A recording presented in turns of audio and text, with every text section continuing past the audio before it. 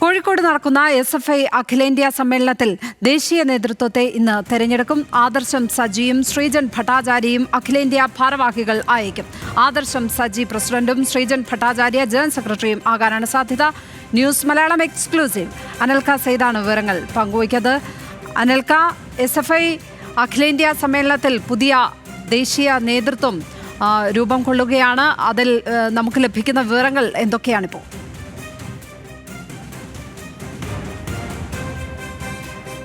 ലക്ഷ്മി, SFIയുടെ 18ാമത് അഖിലേന്ത്യാ സമ്മേളനം കോഴിക്കോട് വെച്ചിട്ട് പുരോഗമിച്ചിരിക്കുകയാണ്. സെക്രട്ടറി വെച്ച റിപ്പോർട്ടിന്മേൽ ചർച്ച നടന്നു. സെക്രട്ടറി ഇന്ന് അതിന് മറുപടി വരും. ഏകദേശം 2 മണിയോട് കൂടിയിട്ട് പുതിയ പാനലും അതോടൊപ്പം തന്നെ പുതിയ ഭാരവാഹികളെയും SFI നേതൃത്വം ഇന്ന് പ്രഖ്യാപിക്കും. ഇതുമായി ബന്ധപ്പെട്ടാണ് SFIയുടെ അഖിലേന്ത്യാ ജോയിന്റ് സെക്രട്ടറിമാരായിട്ടുള്ള ആദർശം സജി, അതോടൊപ്പം തന്നെ ബംഗാളിൽ നിന്നുള്ള ശ്രീജൻ ഭട്ടാചാര്യ എന്നിവർ SFIയുടെ അഖിലേന്ത്യാ ഭാരവാഹികളാവും. ഇതിൽ ആദർശം സജി SFIയുടെ അഖിലേന്ത്യാ പ്രസിഡന്റായിട്ടും ജനറൽ സെക്രട്ടറിയായ ശ്രീജൻ ഭട്ടാചാര്യയും തിരഞ്ഞെടുക്കപ്പെടുമെന്നാണ് നമ്മൾ പ്രതീക്ഷിക്കുന്നത്.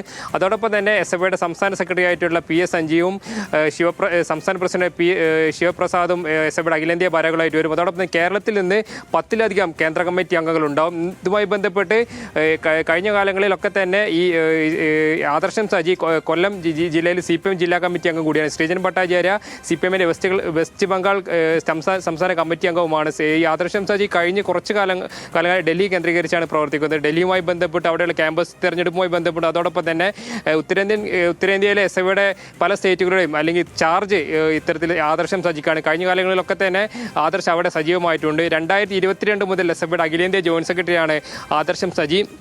അതോടൊപ്പം തന്നെ ശ്രീജൻ ഭട്ടാചാര്യ SFIയുടെ വെസ്റ്റ് ബംഗാൾ മുൻ സംസ്ഥാന സെക്രട്ടറി കൂടിയാണ്. അതോടൊപ്പം തന്നെ ഇതിൽ വനിതാ ഭാരവാഹികൾ എത്തുമെന്ന് വാർത്തകൾ ഉണ്ടായിരുന്നെങ്കിലും അതും തള്ളിക്കളയാനാവില്ല. അതിൽ കൂടുതൽ സാധ്യത കൽപ്പിക്കപ്പെടുന്നത് 2 പേർക്കാണ്. SFIയുടെ അഖിലേന്ത്യാ ജോയിന്റ് സെക്രട്ടറി ആയിട്ടുള്ള ബംഗാളിൽ നിന്നുള്ള ദീക്ഷിത ദറും അതോടൊപ്പം തന്നെ അഖിലേന്ത്യാ സെക്രട്ടറിയേറ്റ് അംഗം കൂടിയായിട്ടുള്ള JNU സ്റ്റുഡൻസ് യൂണിയൻ മുൻ അധ്യക്ഷ കൂടിയായിട്ടുള്ള ഐഷി ഘോഷിനും ഇത്തരത്തിൽ സാധ്യത കൽപ്പിക്കപ്പെടുന്നുണ്ട്. കൂടാതെ ഇതുമായി ബന്ധപ്പെട്ട് നിലവിൽ SFIക്കകത്ത് തന്നെ കഴിഞ്ഞ കാലങ്ങളിൽ ഈ ഉത്തരേന്ത്യൻ സംസ്ഥാനങ്ങളിലടക്കം വലിയ രീതിയിൽ നേട്ടങ്ങൾ ഈ ക്യാമ്പസ് തെരഞ്ഞെടുപ്പിലൊക്കെ തന്നെ SFIക്ക് ജയിക്കാൻ സാധിച്ചിരുന്നു. അതോടൊപ്പം തന്നെ ഈ വെസ്റ്റ് ബംഗാളിൽ നടക്കം CPM പ്രതിസന്ധി നേരിട്ട കാലഘട്ടത്തിൽ 2021 ശേഷം നിയമസഭാ തിരഞ്ഞെടുപ്പിലും 2024 ലോക്സഭാ തിരഞ്ഞെടുപ്പിലും പുതുമുഖങ്ങളെ CPM അണിനിരത്തിയിരുന്നു. അതിൻ്റെ ഭാഗമായിട്ടാണ് ശ്രീജൻ ഭട്ടാചാര്യ വെസ്റ്റ് ബംഗാളിൽ നിന്നും CPMന് മുഖമായി മാറുന്നതും SFIയുടെ അഖിലേന്ത്യാ നേതൃത്വത്തിലേക്ക് എത്തുന്നതും 2024 ജാദവ്പൂർ ലോക്സഭാ മണ്ഡലത്തിൽ നിന്നും CPMന്റെ സ്ഥാനാർത്ഥിയായി മത്സരിക്കുകയും ചെയ്തു. അതോടൊപ്പം തന്നെ ദീക്ഷിത ദറും ഐഷി ഘോഷും അത്തരത്തിൽ ഈ കഴിഞ്ഞ ലോക്സഭാ തെരഞ്ഞെടുപ്പിൽ CPMന്റെ സ്ഥാനാർത്ഥിയായി വെസ്റ്റ് ബംഗാളിൽ നിന്നും മത്സരിക്കുന്ന സാഹചര്യം ഉണ്ടായിട്ടുണ്ട്. നിലവിൽ ഏറ്റവും കൂടുതൽ സാധ്യത കൽപ്പിക്കപ്പെടുന്ന ഇവർക്ക് തന്നെയാണ്.